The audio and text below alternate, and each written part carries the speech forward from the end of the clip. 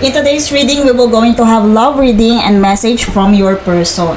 So, bago tayo mag-start, I would like to introduce you, ayan, our crafts, Bewitch and Co merchandise. Ayan, ito yung ating napaka-simple yet powerful Nazar Red Evil Eye. Okay? So, nandyan lang po yung link sa ating bio.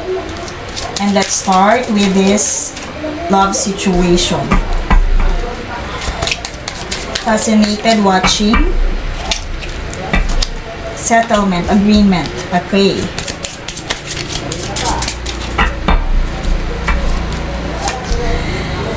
Okay. So, sabihin natin na one of you are focusing sa toxic behavior ng isa sa inyo. You are involved dito sa, sabihin natin, sa isang toxic behavior. May toxic behavior. Okay, nakakakita ako ng toxic behavior is either sa'yo or sa person mo. But sabihin natin na pwede din natin some of you, ka-focus ka dun sa naging agreement nyo before. You are, sabihin natin, ikaw ay umaasa sa naging promises sa'yo ng iyong partner. Kumbaga, umaasa ka dun. And right now, you are, sabihin natin, nagkakos yun ng pagiging unhealthy sa relationship ninyo. And also, I also feel na may toxic unhealthy behaviors na lumitaw dito.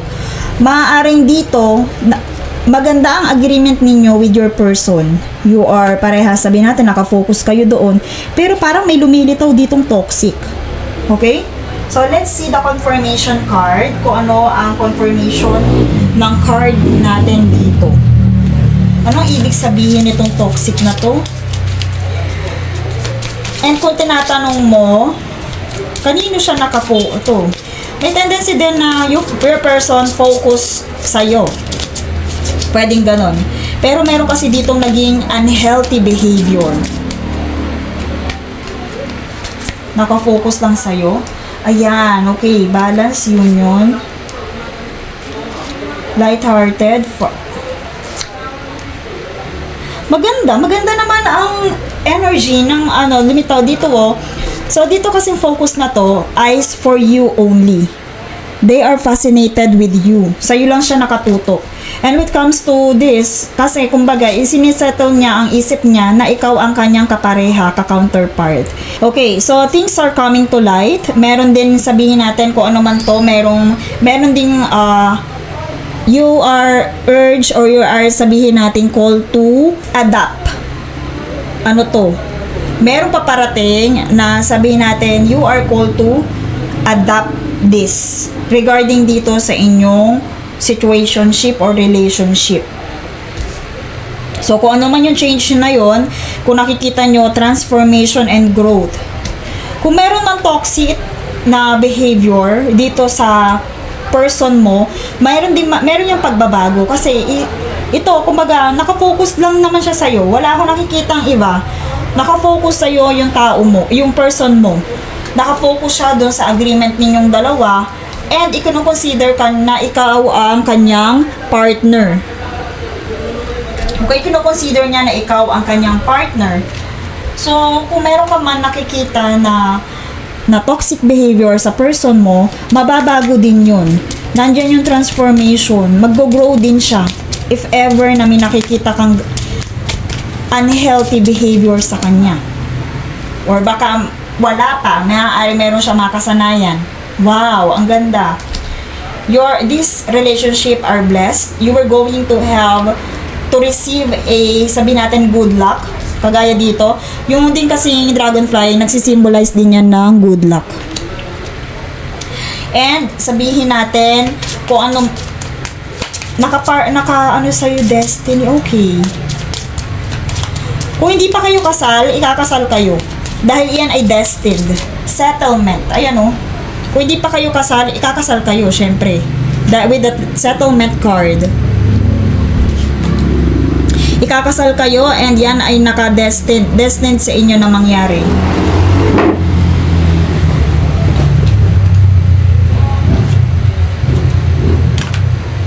Okay, so may magandang pagbabago.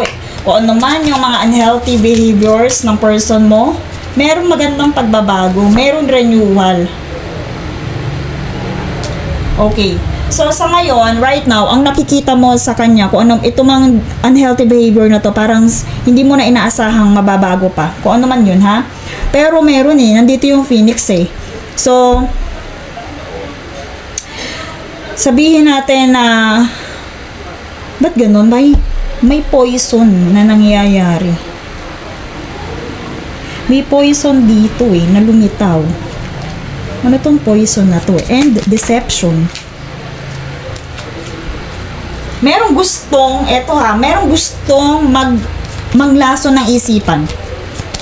Dito. Or sa person mo. Merong gusto.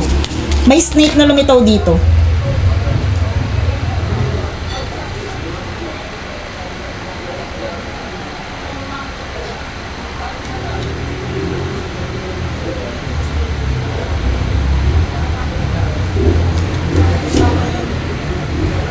Okay, so don't worry kasi kumbaga kagaya nga ng sinabi ko, there are coming sabihin natin, there are coming renewal and transformation when it comes to your situation or love situation. So, ayan na natin dito kasi nandito tayo sa love reading. Okay, message from your person. Blessed, meron kayong marireceive na blessings And kung itinatanong mo kung kayo ay twin flame, yes, twin flame talaga kayo. Wala namang makakapagpahiwalay sa inyo. Meron lang something na parang nanlalason ng isipan. They are trying to poison this relationship. Deception. Pero huwag kayong mag-alala. Sabihin natin na nandiyan ang transformation when it comes sa pamumuhay ninyong dalawa. Life transformation and growth. Okay, so sa growth naman, andyan ang good luck and prosperity. I hide behind material things. We will be together again. I'm so attracted. Wala akong nakikita na distraction or sabihin natin,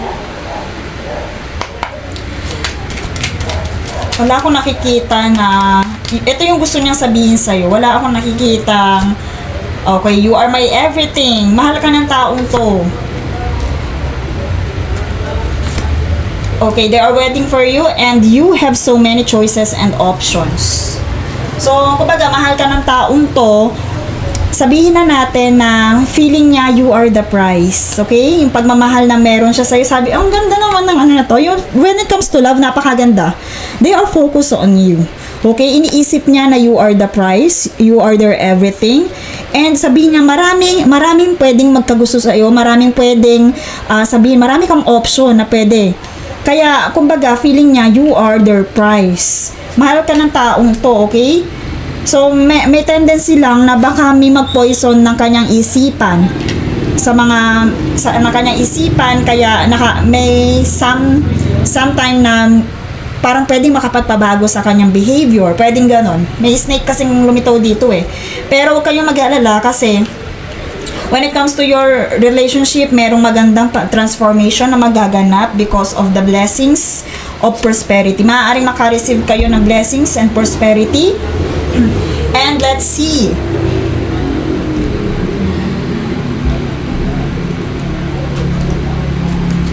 Tingnan natin.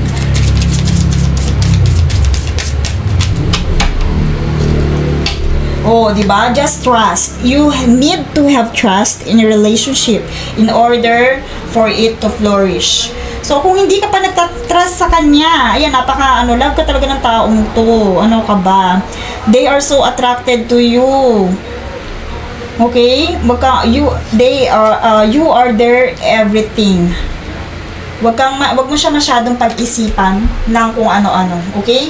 Kasi wala naman ako nakikita. Meron lang parang siguro sa'yo, sa part mo siguro merong ng po-poison. Okay?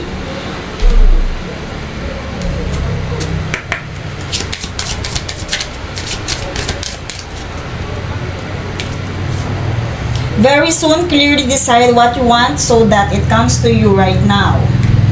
So, anong gusto mo pa dito or anong gusto nyong ma-manifest? Kasi nga, meron very soon, may paparating na magandang mangyayari sa inyong dalawa. So, when it comes to general reading, let's see the energy. Okay. So, ayan. Ayan nga, coming soon na naman. Overcoming, kung meron man kayo pinagdadaanan right now, ma-overcome nyo din yan with the Chariot card and they are coming. So, you have to, kung ano man yung struggle mo right now, ano yun? Tawag dito? I-surrender mo siya. Kung ano man yung struggle mo right now, surrender mo siya. Just trust. Okay? Just trust. Kung ano man yung struggle nyo right now. And new beginnings, ang dami! New beginnings na naman are coming your way. Ang ganda yun. Okay, so kung wala pa kayong baby, pwedeng magkaanak na kayo dahil with the Ace of Cups. And sabihin natin, joy, love, paparating, blessings. So, may blessings na paparating sa inyo. Ayan o, dalawa, 2 times lumitaw itong good luck, itong new beginnings. And sabihin natin, much love and happiness. Umaapaw na pagmamahal. Look. Umaapaw na pagmamahal. Okay? Trust lang. Kumbaga, isuko mo sa kay God ang lahat. And success. Ayan, dalawa. Double success for your career. For achievement and accomplishments. Ma-overcome mo din lahat ng obstacles mo na yan. Okay? Huwag kang sumuko, pero isurrender mo siya kay God. Okay? Huwag kang sumuko, just trust the process. Very soon, lahat ng blessings ay mamamanifest na. Lahat ng blessings mamamanifest na very soon. Accomplishment is coming and sabihin na natin, fulfillment is coming for you.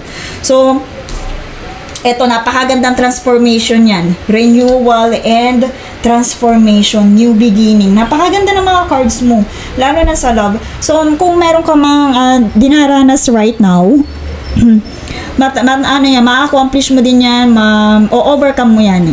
Kumbaga, kailangan mo dito ng willpower, kailangan mo ditong magtiwala. Okay? Magtiwala ka kay God and sa partner mo. Magtiwala ka sa kanya. Huwag ka magpapa-apekto sa mga poison na pwedeng umimpluwensya sa'yo or sa partner mo. Okay? Huwag ka magpapaniwala sa mga ayan, meron kasi lumitaw ditong snake. May tendency din na kayo ay subukin, tinetest. Ano yun? Ano nga bitawag dyan? Nakalimutan ko. Parang tinetest. Yung parang yun, yung tinetest. Okay? Huwag kang papa-apekto doon. So, last card tayo. Tignan natin. Message from your angels. Teka lang, wait lang. Eto. What you have to do? What you need to do right now? Okay, go with your gut. Okay. Lumitaw dito yung S-drive. Sabihin natin lumitaw dito yun. So, if ever na magkasama kayo right now, ayun.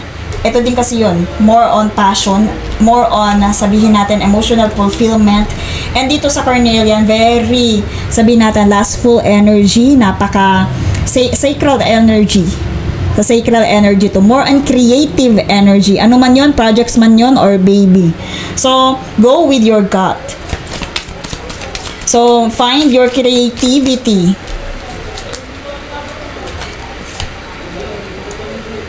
Keep you cool. Okay? So, kung ano man yung struggle na dinadanas nyo right now, ma-accomplish nyo lang yan. Nyo din yan. Keep it cool. Huwag mong masyadong huwag ka magpadala sa init ng mga bagay-bagay. Pero, dun sabihin natin, pagdating sa relationship ninyo, yes. Yung energy ng Carnelian natin, ayan yung nakikita nyo dito. Yung sa bracelet natin dito, ay hindi pala. Ito yung Carnelian kasi eh. Ayan. Yung energy nito, napaka-lustful energy. Ayan. So, go with your gut or sex drive or sleep. On sleep mode. Okay? Then, ayun na naman, lumitaw na may trust. Okay, dalawa, 2 times lumitaw yung trust. Magtiwala ka lang ha, huwag ka masyado mag-overthink. Okay? And that's all for this reading. Thank you so much and see you in my next one.